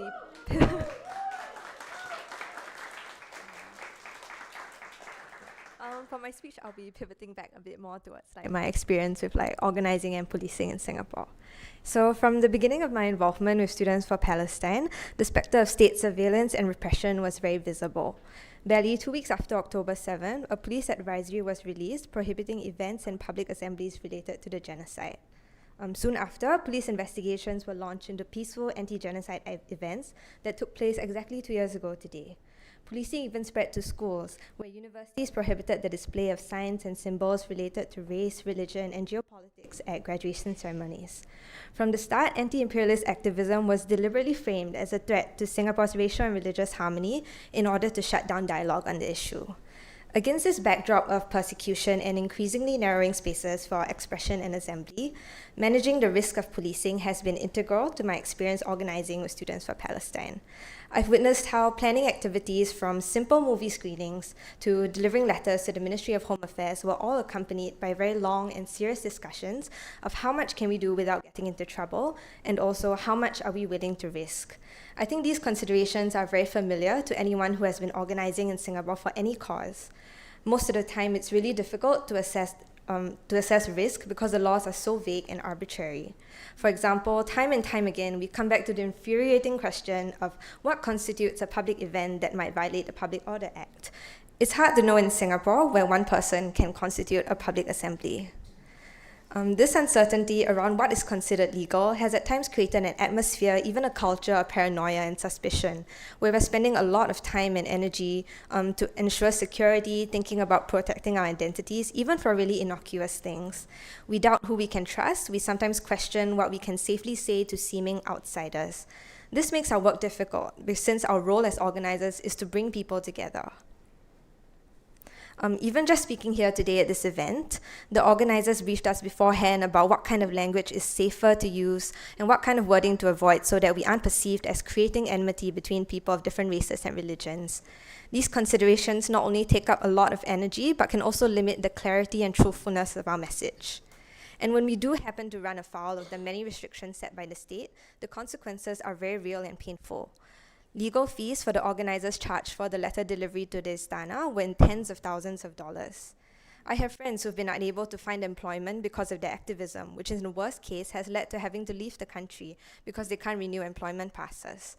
Last year, the police raided the homes of 6 people, mostly students and including myself, to investigate the Shoe Memorial at NUS. These raids were not only deeply traumatizing, but had very material costs, especially for students in precarious positions. Some of us were inconvenienced at school or work because our phones and laptops had been confiscated by the police and had to spend money to obtain replacement devices. Some even faced housing and financial precarity because of backlash from family. It was really heartbreaking to witness all the panic and fear surrounding this, and genuinely so jarring to observe the just doing my job attitude of police officers and the banality of police questions about a completely harmless event contrasted against the very real trauma caused by these investigations. Worrying about and dealing with the fallout of policing diverts so much time, money, and energy away from the actual causes that we're fighting for. Investigations also have the effect of lowering people's threshold and capacities for future involvement. This isn't helped by the fact that police investigations can go on for years without any updates, which in itself can be a pretty significant mental burden. In Students for Palestine, several of us reached a point where we were involved in multiple open police investigations and had to make the decision to step back from further risky or visible actions. When activists are investigated or persecuted, the intended effect is to make an example out of these people, to paralyze others in civil society and deter new people from joining the movement. Another huge consequence of state policing is self-policing and self-censorship, often done unconsciously. When it's ingrained in you through the Singapore education system and through national propaganda to place ultimate trust in the wisdom of authority, it can be very difficult to push back against this. This is something that I've personally struggled with when I see my peers or family not doing much or speaking up about injustices globally and here in Singapore. It makes me repeatedly question myself. Who am I to know enough, to be smart enough, to so confidently push back against these structures within which I live and benefit from? Is there something that I'm missing? The most recent large-scale police response to activism was the police raids last year, which was in response to students basically just placing shoes on grass. And when the state makes something like this illegal, some tiny part of me genuinely, seriously worries that this could actually be a harmful or dangerous thing, even though I know otherwise. And I'm sure this is a common experience for a lot of people in Singapore, believing in one thing but getting told another and being unable to reconcile the two. Which is why it's so important to keep vocally and visibly pushing the boundaries of acceptable dissent, to keep speaking truth to power, to remind not just the public but also yourself about what harm is real and what harm is not. To keep questioning, to see through all the false equivalences presented to us by the state. For example, that protesting genocide equals to inciting disorder. In addition to self-doubt, state policing also translates to policing from friends and family. Many people I know have very real fears about their families finding out about their involvement in organizing, which can lead to a huge amount of stress. After the police raids last year, there were other students who hadn't been raided, but were so afraid of the police coming to their homes and their parents finding out that they actually discussed turning themselves in. I've also witnessed a few young, passionate students disappear from the movement overnight because their families found out about them being called up by the police and forbade further involvement, sometimes even threatening to withhold financial support if they persisted. Finally, and definitely not least of all, pressure from within the community is also very real. Because the state has established such restrictive limits for what dissent is allowable and acceptable, people therefore internalize a correct or effective way to express dissent, and often this means being respectful, palatable, and non-disruptive. So when activists don't behave in these ways, and public response is negative, this can cause us to turn against each other and end up disciplining instead of supporting each other. There's definitely a balance to be struck, but I do think it's very important to resist being forced into a box of measured respectability. While moderate pragmatic resistance does hold an important space and can of course work in parallel with actions that more explicitly challenge and push boundaries, it cannot be all there is. The extent of state repression in Singapore means that we often face a dilemma. We can toe the line but risk diluting the impact and authenticity of our actions, or we can choose to speak up in defiant, visible, and urgent ways, but in doing so open ourselves up to backlash from both the state and the public. And I think what's really amazing about civil society in Singapore is how we manage to work around this. We find ways to navigate risk while still being principled in our dissent and resistance. I see this in the really creative ways that people have organized over the past few years. For example, through Mondays for Palestine Solidarity, the Singapore Hunger Strike for Gaza, and even today's event. Operating within the bounds of legality, but also finding all the little crevices we can squeeze into to deliver our message truthfully. I also see how the community has rallied so wonderfully in support of those who face the brunt of policing. So after the raids last year, there was a huge turnout at the police station of people who showed up to support us, and we reached our fundraising goal within a few hours. At the Letters for Palestine trial, people showed up every single day in solidarity to help take notes, make social media posts, and also donated really generously to the fundraiser. This kind of material and visible support is so key, especially for youths and students who have fewer safety nets. It's really essential to build resilient networks and support systems that can withstand policing not just from the state, but also from the public and people close to you. Police investigations and the consequent pressure from employers, schools, and family take a huge toll, and it's unsustainable if we only have the same few people repeatedly putting themselves on the line. Growing the movement and our base is therefore really important to increase our collective capacity for taking bolder and more radical, more consistent actions. Policing, of course, hasn't been limited to Palestine. We're all very familiar with the heavy hand of the state in our government's war on drugs and more recently vaping. We've seen POFMA wielded against TJC and independent media outlets, police investigations into visuals for prisoners on death row, and even door-knocking by student groups. Our struggles are all connected, whether it's Free Palestine or workers' rights or abolitionist activists who are investigated or publicly punished. This should always be a call for us to stand in solidarity in our continued struggle for our civil and political rights. And as organizers, we can't just raise the alarm and tell people about what's wrong in the world. We need to boldly imagine alternative political futures and possibilities. We must envision a free and democratic Singapore and what this could mean for creating a more just and equal society. This means refusing to accept the status quo and consistently practicing the liberation we aspire to, which involves a Singapore where people are able to express their views without fear of retaliation from the state. So I'll just end my speech with a quote from Let This Radicalize You by Kelly Hayes and Mariam Kaba. So they write, "What we offer as organizers is not simply alarming information, nor is it the guarantee of success. We must offer people a vision of how things could be and the opportunity to connect with the people, projects, and movements that can bring this vision to fruition. That is the organizer's unique gift, an invitation to participate in a transformation worth experiencing and fighting for. Organizing welcomes people into a different way of thinking and living in relation to one another and allows people to cultivate and dwell in hope collectively." Thank you.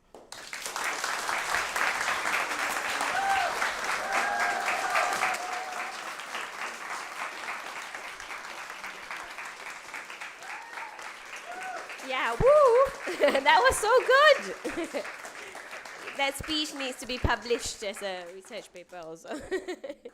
That was really good. Thank you, Rachel. Okay, so for this one, we're going to change things up a bit. Instead of passing around passing around turns to talk or respond, we're inviting you to use menti.com instead to share your responses. And we'll read out a few before moving on to the next speaker.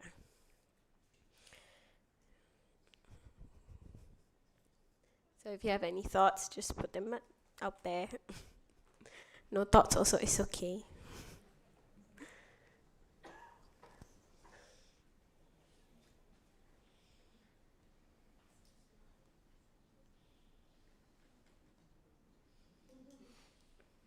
Yay, keep fighting the good fight.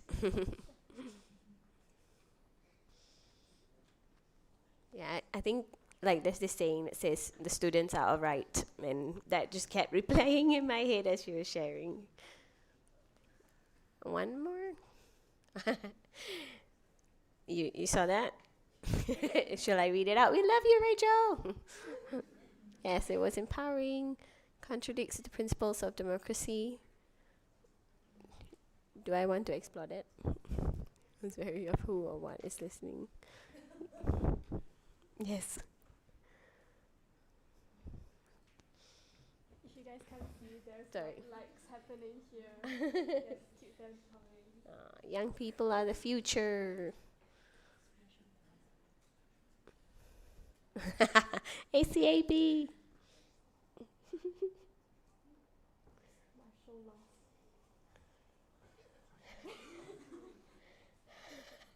Okay, while it's getting more and more vulgar, I'm gonna. Okay, I see you're very expressive. Well done.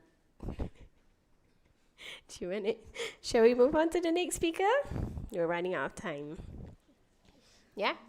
The government is our biggest bully. Yes, we'll end it off with that. The government is our biggest bully. Okay.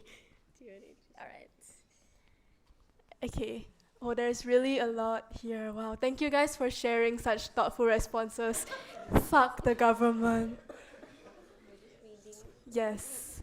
Yes. All right. Okay. Thank you everyone for sharing your responses to Rachel's speech. I think there's really a lot to think about. And as a student myself and a student organizer myself, I'm really heartened to have been represented by Rachel in what she said, and as well, like seeing everyone's, support for the student movement in Singapore. Yes, all right. So now we'll be moving on to our last speaker of the night, Sukesi, who will be giving the closing speech. Sukesi is a mother and educator still holding on to the hope that knowledge and sincere striving can turn all of us into makers of change. So, yes, let's have Sukesi now.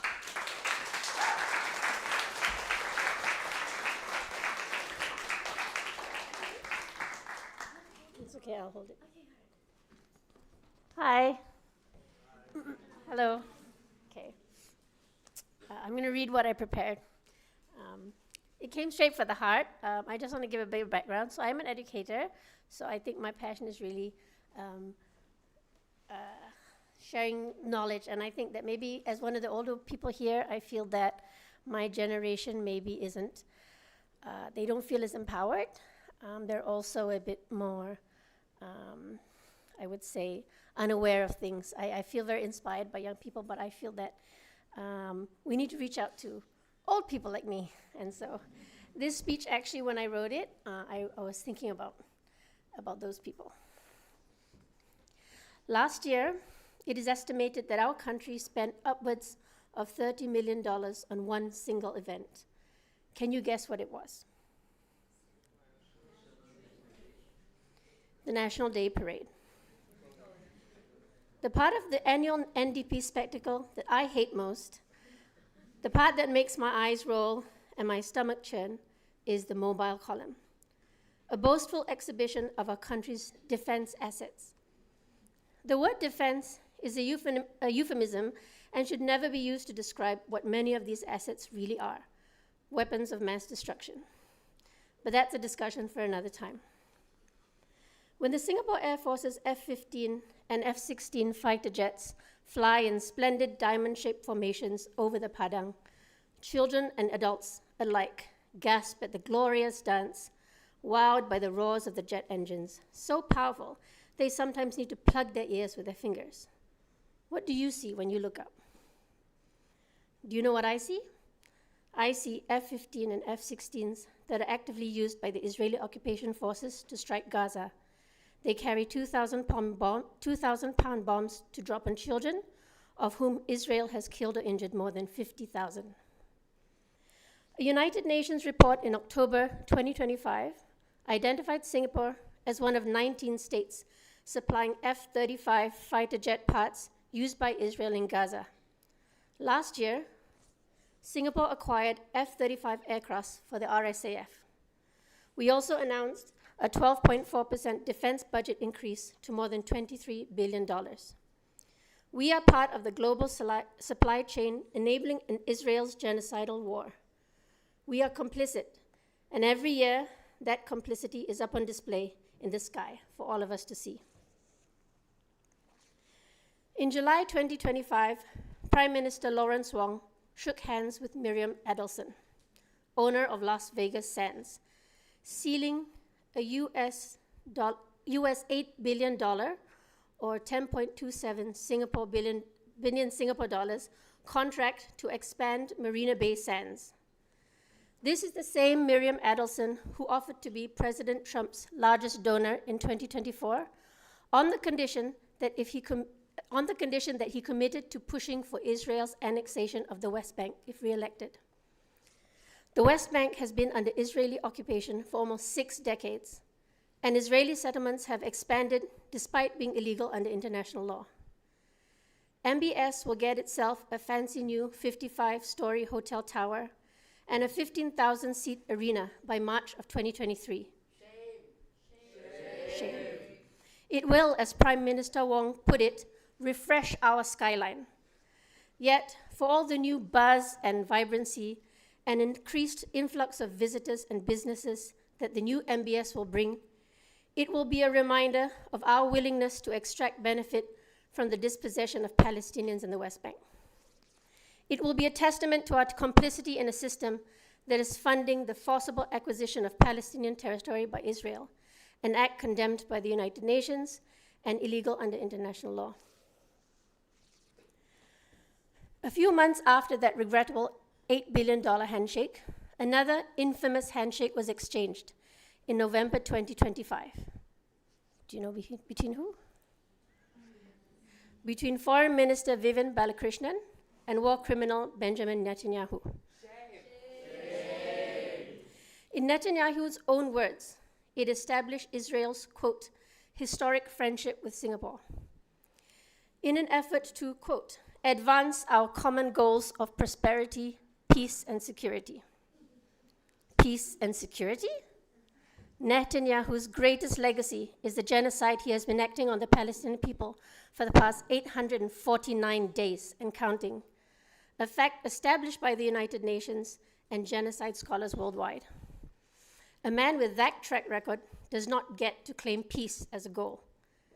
Yet, somehow we find ourselves actively working to strengthen our partnership, literally hand in hand, with a war criminal and genocide enabler. How did we get here? How did it become okay for our leaders to preach adherence to a rules-based world order while actively supporting people and systems that are dismantling it before our eyes? How did we, the people of this nation, allow for it to get to this? Were we just plain ignorant? Or were we willing to look away from the oppression of others as long as there was a financial gain for us? The colonial powers now speak of the new Gaza. They want to turn Gaza into a beachfront resort, a high-tech tourist hub lined with glitzy hotels, sprawling parks, sports facilities, data centers, and advanced manufacturing hubs. Former Israeli Prime Minister and President Shimon Peres decades ago had the same dream. He described his vision as making Gaza Singapore. As a Singaporean, I find that phrase exceptionally revolting. 94% of Gaza's hospitals have been decimated. The Israeli occupation forces have kidnapped, tortured, and kept hundreds of Palestinian doctors and healthcare workers hostage, targeted and killed aid workers, and left Gazans in a catastrophic medical crisis. And in the face of that, colonial powers show off their new plans to build world-class hospitals and medical facilities in their new Gaza. To the world, they present AI-generated images of spanking new housing units, schools, and cultural centers in Rafah. Did we forget that Israel sent bombs on thousands of people in Rafah and burnt them in their tents less than 2 years ago? How is it that the lives of Palestinians are so cheap, that world leaders can applaud these men in suits presenting their heinous crimes, presenting their heinous plans to steal land that is not theirs and dictate their will and fancy over another people? Our history books speak of colonialism in Singapore as a thing of the past. We preserve colonial architecture of buildings and turn them into national heritage monuments. We build statues to honor our colonial masters. Admittedly, Singapore has a curious relationship with our colonial history, revering our colonial occupiers as leaders and custodians instead of the racist, profit-seeking capitalists they were. Colonial Singapore ended with the departure of the British at the end of World War II, we are taught in schools. Yet, we held on to the British parliamentary system, the British educational system, and elevated the British language over our own mother tongues. Colonialism never actually ended. The face of the empire may have changed. The modes of control and domination may have become more subtle, but imperialism never died. The new empire now extends its tentacles far across the globe. Its domination may be more indirect: economic power through sanctions and tariffs, cultural power and influence through music and movies, military power through their bases in lands beyond their own. With the exception of a few countries, US military bases and lily pad bases are scattered throughout the globe. Singapore is not one of the exceptions. We must finally open our eyes to these realities. The truth is no longer hidden, and we have little excuse to claim ignorance. Palestine, the Congo, Sudan, Venezuela are all showing us the realities we were oblivious to for too long. We must allow these events to wake us up, to give us moral clarity, to give us the courage to admit to our own short-sightedness, our country's deep complicity, and the fact that some part of our success and the comfort we now enjoy were earned at the expense of the exploitation of other people. As Singaporeans, we must resist the framing of anti-genocide and anti-imperialism efforts as threatening racial and religious harmony, meant to confuse and to silence us. Anti-imperialism is a threat to the power of the most powerful, those whom imperialism is designed to benefit. It has nothing to do with race and religion. Don't let them gaslight us into thinking otherwise. We must sit with the uncomfortable truth that we are not just spectators to the madness and carnage that is happening in the world. We are deeply involved in the system. We are deeply complicit. We mustn't let our comfortable lives and our superficial wealth distract us and numb us to feeling the pain of others. What kind of world are we building if privilege is used only to bring increase to those who already possess it? The privilege we have in the spaces we each occupy must be seen as a responsibility to those less privileged, a responsibility to speak up about their truths, to spread awareness, and to take meaningful action to alleviate their struggles. Within our circles of influence, we can all do something, every one of us. And what we do matters. It shapes our reality and that of the people around us. It shapes our present and our future. We have a lot of learning and unlearning to do, decolonizing our minds, decolonizing our hearts. But struggle is cumulative, and struggle is collective. So let's continue to strive and to struggle, to free ourselves, to free others, and free Palestine. Thank you.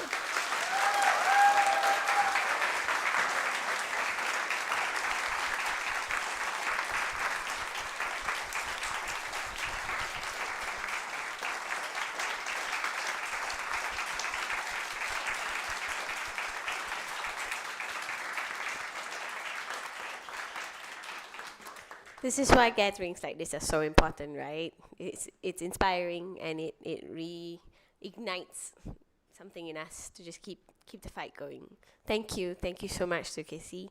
Let's give one last big round of applause for Sukesi, Rachel, Rocky, and Laidong. Where's Laidong? Oh. And you guys as well. Thank you for engaging so thoughtfully. Before you go, we've come to the end of the program, but before you go, we're going to leave you with one last question. You can fill that up at your own time, but we would also like to open up the floor for anyone to... General strike. Well, you guys are fast. It's like you already had this thought in your mind. How long ago already? Anyway, yeah, we would like to open up the floor for anyone who'd like to announce any events or announcements or sharing. Yeah, someone here. We let him go first, and then you. You want it? Okay. How do I call it? Do they want to share? Yeah, you can go first. Or you. Organizing a movie screening here on Friday from 7 to 10 p.m. The movie is Persepolis. It's a movie about Iran and like a young girl growing up during and after the Iranian Revolution. And after the movie, we will have a little like sharing about Iran and its history and also what's happening in Iran now. And then after that, we'll have a little bit of time to discuss different themes in the movie, which include a lot of things about Iran and also some other themes like gender. So hope to please join us, and if anyone wants to have a QR code, and you can come to me to. Okay. Thank you. Thank you.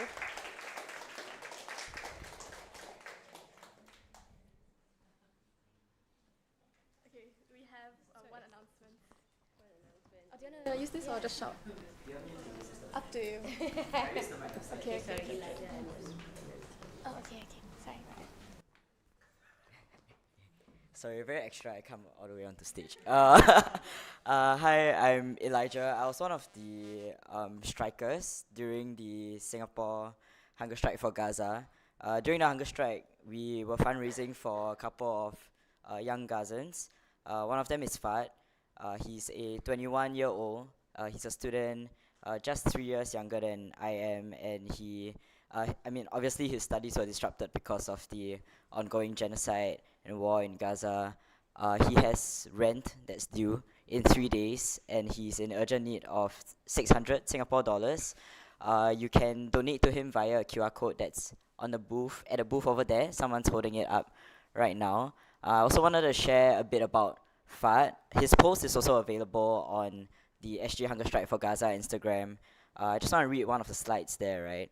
That says, Gaza is the only place Fad and his family wish to be. On the land he and his family were born and raised for generations. Fad and his family have made the decision to stay in Gaza, like many others, and rebuild their lives once the war is over. At this time, it is almost impossible to give exact numbers of what this may look like. We don't know what the cost of materials will be at the end of all of this. The donation for Fad's family will continue to exist in Gaza will be used for survival, daily essentials, rebuilding medical aid, and to allow Fad to continue studying. I think I want to focus on like the first part of what I mentioned earlier about how they are choosing to stay in Gaza, right? And that's I think something that's very important for us to think about also, and like honor about how like their literal homes are being destroyed.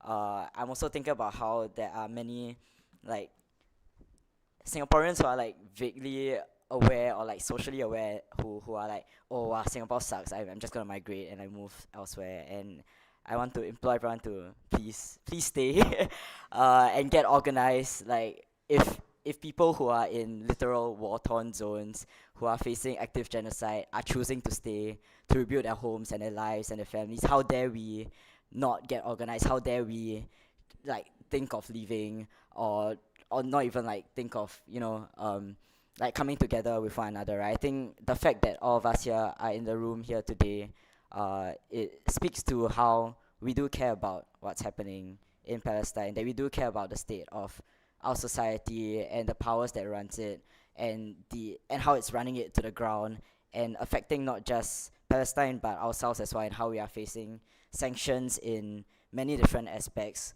So there are many people here who are involved in different organizing groups. I myself am involved in student organizing. If you're interested in getting involved with Students for Palestine, Student Actions for Transformative Justice, or if you're an NTU student who would like to support a campaign for financial aid accessibility, rights of students in school, I mean NTU Financial Aid Friends. I mean, this is organized by the Transformative Justice Collective. I'm sure there are many of them here that you can speak to as well. Earlier, Workers Make Possible also made a speech. So please speak to one another here, get involved in organizations. I think like as the fundraiser was mentioned earlier, please donate. And at the same time, I want to draw back also to how the hunger strike was calling for 3 key demands, right? Number one, to stop funding genocide, for the Singapore government to stop funding genocide. Number two, for them to stop prosecuting pro-Palestine solidarity. And number three, to stand on the right side of history. I think these are things that I'm quite confident to say that all of us resonate with and we want to continue fighting for, and that's not something that can happen if we are just sitting silently at home in isolation, scrolling and posting and crying. We have to come together. We can cry together and we can post together and we can make posts together, you know, like I think there's so much energy that can come from just being together, and there's so much more we can do when we are united. Yeah, so just wanna to make that note. Sorry, I was just gonna speak for a minute, but I ended up rambling a bit. Yeah, thanks everyone for being here. Yeah.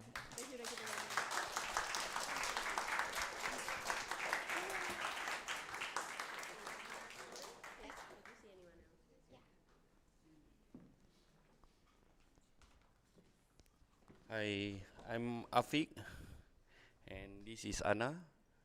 Based on my experience, we get caught with the police. Yeah, I think on November, right? Yeah, November last year. We get caught because we put a Palestine flag on our car. Yeah, so the thing that I'm going to share is they go beyond what I expect, because wherever I go, they will follow no matter what.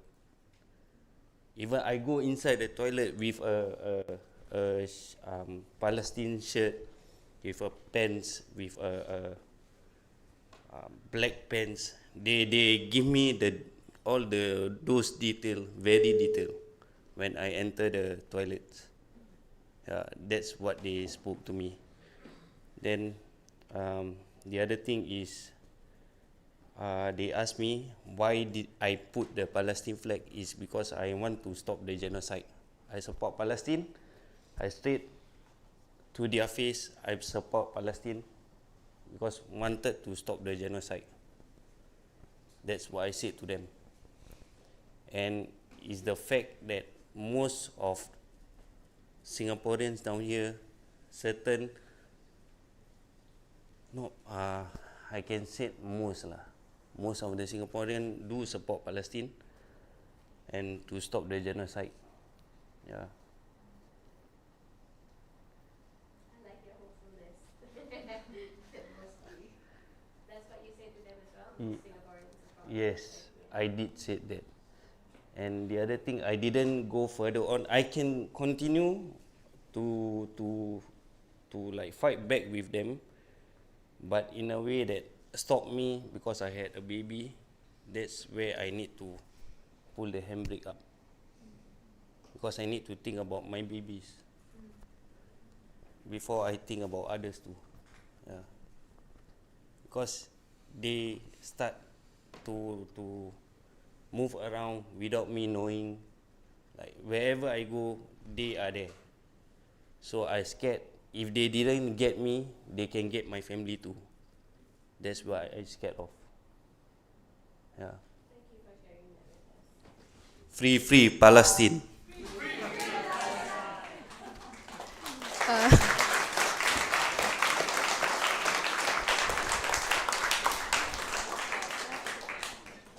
Yeah, thank you so much, Afiq, for sharing with everyone here.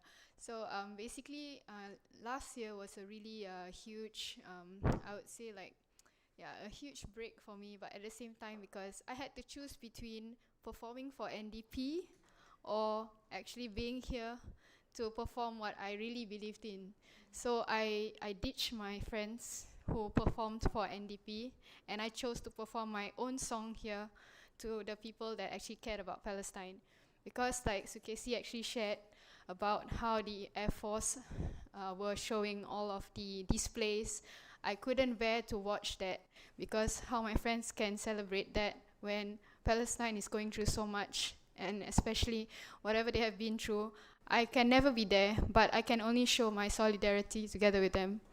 So at the same time, being in Singapore, it's actually quite really, I would say like a mixed feeling for me. There were many times that I wanted to escape Singapore to other countries. I had to go to Indonesia and Malaysia. I stayed in Malaysia for 6 months to see how it was over there, because the solidarity over there for the Palestinians were actually really huge compared to us showing a film screening and we might actually get caught. And there were many times that those people over there who wanted to come here to even show the screening, there were 2 times that it was already being stopped. I'm sure most of you were there for the film screening. Yeah, the one at Golden Mile. Yeah, and I think at the end of the day is how we want to present ourselves as a Singaporean, showing our solidarity versus being like, advocating for like hate. Because I feel like each one of us have a different opinion, but at the same time, if we show all the different types of, ways that people can live together in harmony, doesn't matter which background or race we are from, at the end of the day, it's actually we showing the government, hey, this is us, we are still a Singaporean, we're not spreading hate, we're spreading love here, and you know what's already happening, it's already in front of your eyes, so why are you still stopping us from doing so? So at the end of the day, if you know that something you're doing is against the law, but you still do it anyway, it's about taking the risk, about being upfront, and knowing and being true to yourself. So I'm part of the organization We Support Us. We're actually a group of people that actually talk about poverty that's happening in Singapore, the low-income families, the rental flat residents. We actually go around to see, who is facing any kind of like trouble and who also needs our help. But at the same time, we also want to come together also not to like say that, hey, we are going through a bad time. We also want to feel normal, like being normalized like everybody else, the working class especially, because every one of us has a different point of time where we earn different kind of incomes. We all go through a certain period of time that is very tough for us as well. But at the end of the day is whether you can be there, even if it's not financially, even for morally, people will still feel that they are respected as well. I just want to thank a lot of people here that actually has been through, together with me, like Koki, You want Koki, come, Koki. Yes. Yes. Yeah, she has been sharing so much for We Support Us, and also Kuma. Yeah. So thank you so much, Koki, for like sharing a lot during our gatherings as well. Yeah. So yeah. Thank you. Okay, thank you. Can we cut the stream?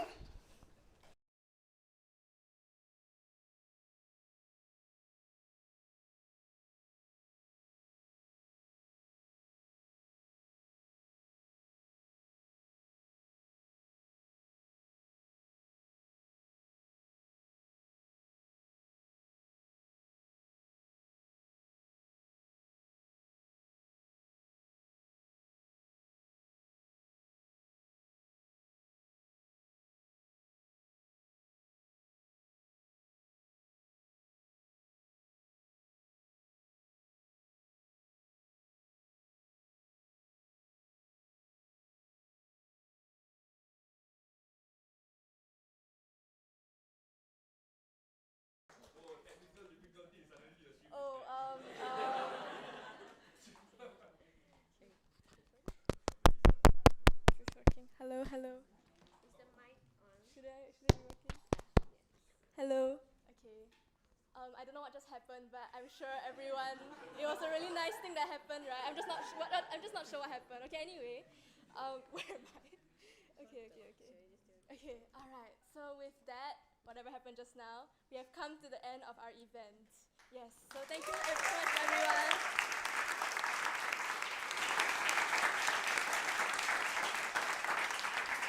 Thank you to our speakers, thank you to our organizers, thank you to our support crew over there, and thank you to all of you who have come here tonight. You've made your time on a Monday night to come and be with everyone. Thank you so much for that. Yes. I think this is the QR code to the report. Yeah.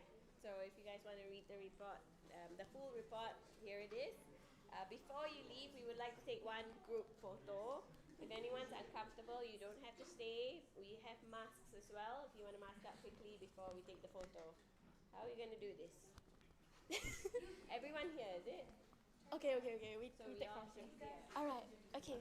So now's the time. If you want to not be in this photo, you can exit left. I mean anything. Yes, you can also wear masks. Where are the masks? Are they here? At the table, is it?